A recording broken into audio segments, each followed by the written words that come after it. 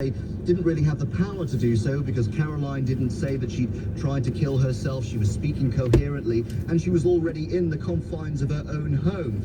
The inquest was also told that Caroline was reluctant to go to hospital, Tom, because in case she was spotted, and that gathered more headlines.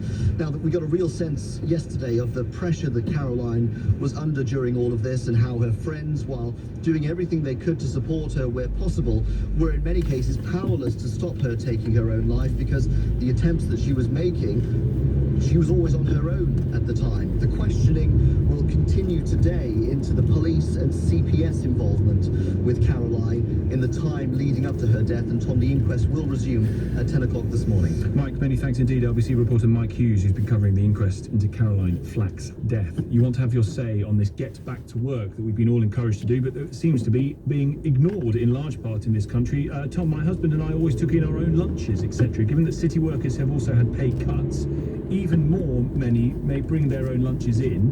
White-collar workers may not be able to buy cups of coffee and sandwiches at the various outlets.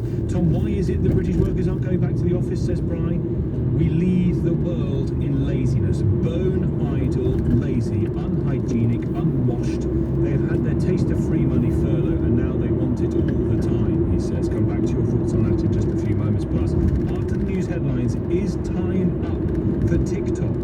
They face a review from the EU privacy watchdogs as concerns grow both in America and the UK about whether the Chinese-owned company should be allowed to operate here. We'll come to thoughts on that in a few moments. Tom Swarbrick in for Nick Fryer at breakfast on LBC 7:32. News headlines now. Simon Conway. The Bank of England has held interest rates at their record low of 0.1%. It's also warning that it expects unemployment in the UK to rise to 7.5% by the end of 2020 before gradually declining next year.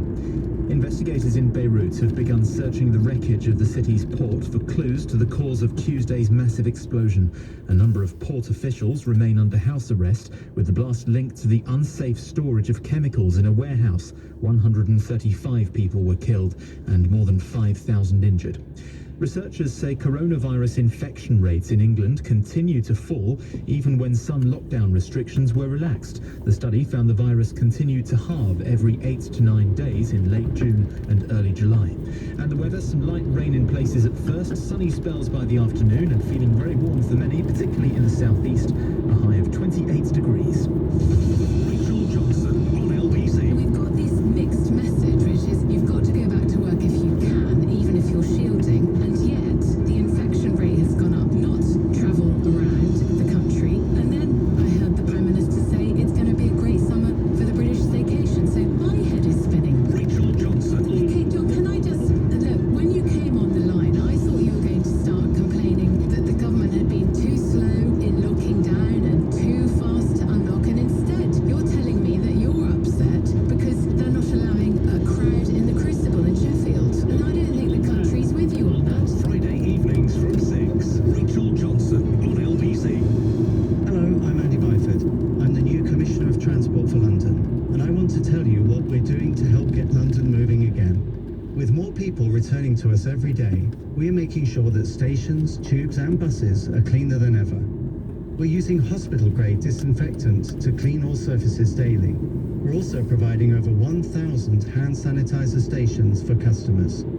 We are now back to good service levels on tubes, buses and trains, although we do ask that you please plan ahead and still travel outside the busier times if you can to help with social distancing.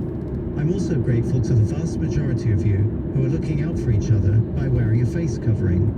Police and enforcement teams are working to ensure everyone does this. We are doing all we can to keep things safe, clean and organised. After all, we're here to help all Londoners. To find out more, search TfL Restart Plan. To the Mayor of London and TfL, every journey matters.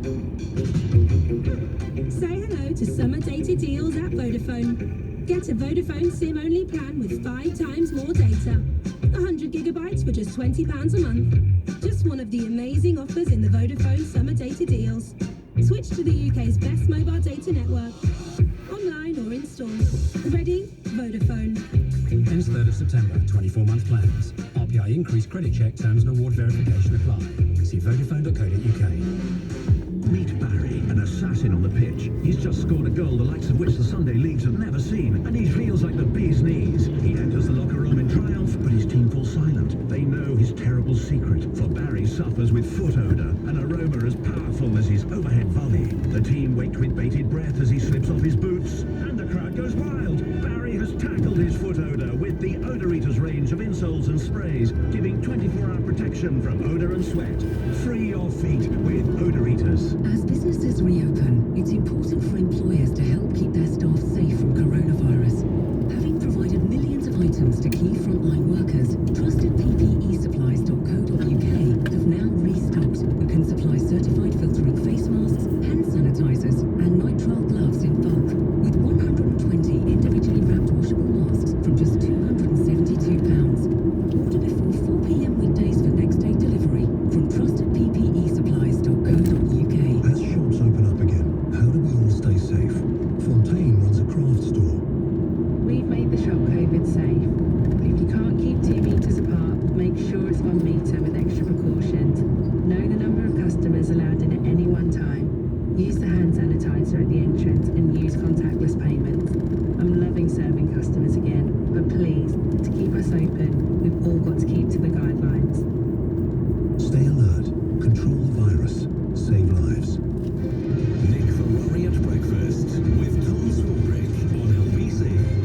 Morning to you, 7:36. The view of one former businessman is get back to work or get sacked from work. We'll have your thoughts on that in a few moments as we discuss the economic implications of fewer than half of British workers actually getting back to the office. Just on that, news from the Bank of England this morning too. The old lady of Threadneedle Street is having its say on the V-shaped recovery and interest rates. David Buick is from Aquis Exchange. Morning to you, David. Top of the morning to you, Tom, using the term advisedly because the news from Threadneedle Street is not good. First and foremost, the MPC committee, that's the Monetary Policy Committee, voted 9-0 to keep rates at 0.1%.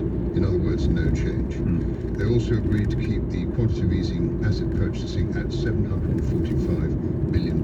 No change. Hold it, folks. GDP estimate, second quarter, minus 20%.